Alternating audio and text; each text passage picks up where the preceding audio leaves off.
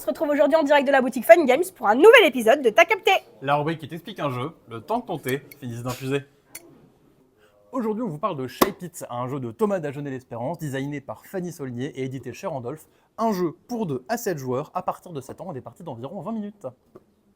Shape It, c'est un jeu de coopération dans lequel vous allez devoir vous faire deviner des trucs en dessinant avec des formes plus ou moins abstraites. Alors, avant de commencer la partie, vous allez choisir parmi toutes les formes de la boîte 7 formes. Choisissez-les bien, ce sont les seules 7 formes avec lesquelles vous allez jouer. On va prendre ce petit Pac-Man, cette petite montagne, enfin bref, vous allez en choisir 7, celles que vous voulez. Et une fois que vous avez choisi vos 7 formes, vous allez bazarder toutes les autres, vous ne les utiliserez pas pour cette partie. Il faut donc étaler vos petites formes autour de la table, de sorte à laisser de l'espace central pour le premier dessin, et nous allons donc pouvoir commencer la première manche de jeu. À chaque manche, vous allez donc piocher 5 cartes mots, avec des trucs que vous allez devoir dessiner. Là, par exemple, pour cette première manche, on va avoir un palmier, une clé, un morse, un moulin à vent, ainsi qu'un volcan. Et donc, votre objectif va être de dessiner ensemble l'un de ces objets. Problème, vous n'avez pas le droit de vous mettre d'accord sur ce que vous allez devoir dessiner. Et à la fin, vous devrez être d'accord sur ce que vous avez dessiné.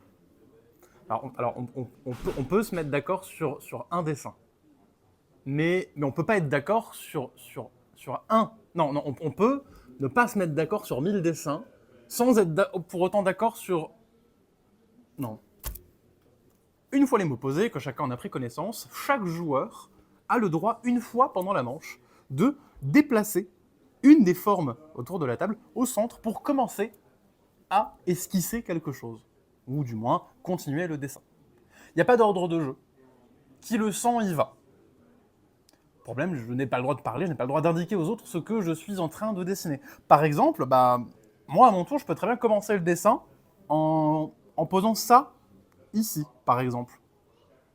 En me disant, moi, je vais commencer à dessiner un volcan. Mais bon, ça, je ne le dis pas aux autres. Aux autres, tout ce qu'ils auront vu, c'est ça que j'ai posé au centre de la table. Et là, je vais attendre que quelqu'un d'autre se décide à compléter mon dessin, à tenter de faire quelque chose. Et là, un deuxième joueur va prendre le lead et va prendre cette forme-là et la poser, par exemple, comme ça.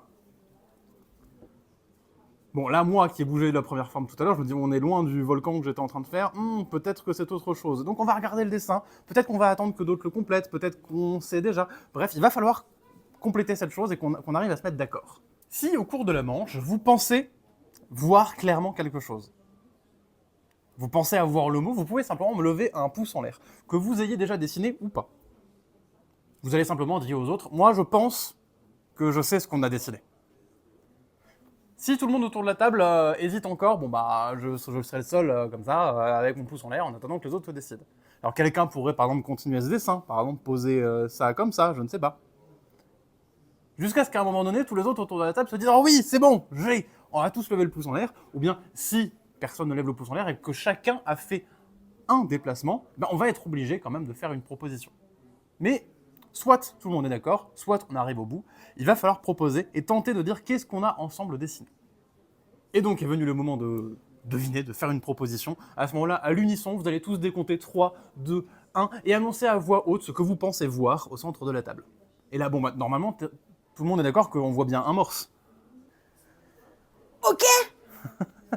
On est d'accord, hein? Avec ses moustaches et son corps et sa grosse... Non, personne?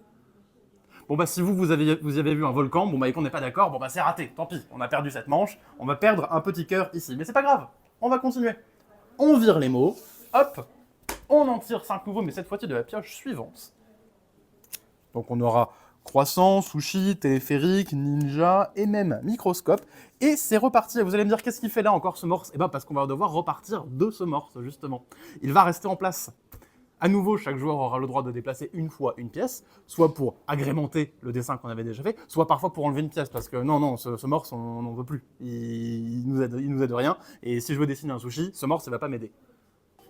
Bien, cette deuxième manche avance, et voilà, on en est là au niveau des dessins. Là, à peu près tout le monde est d'accord autour de la table pour voir quelque chose, sauf une personne, qui est un peu indécise. Et bien justement, on a des petits bonus qu'on peut utiliser pendant la partie, qui vont pouvoir nous aider. Notamment, si une personne est un peu indécise, qu'elle ne sait pas trop ce qu'elle voit, qu'elle hésite entre plusieurs, elle peut très bien utiliser un jeton silence pour dire, écoutez, démerdez-vous.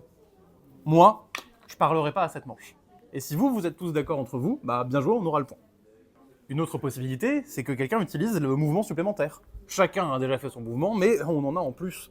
Bah, je peux très bien dire, ok, moi je pense que si je bouge encore quelque chose, je peux aiguiller tout le monde. Je vais dire, ok, je vais utiliser le bonus et je vais prendre une pièce. Par exemple, qu'est-ce que je peux mettre? Je vais mettre ça, là, et je pense que là, clairement, tout le monde l'a.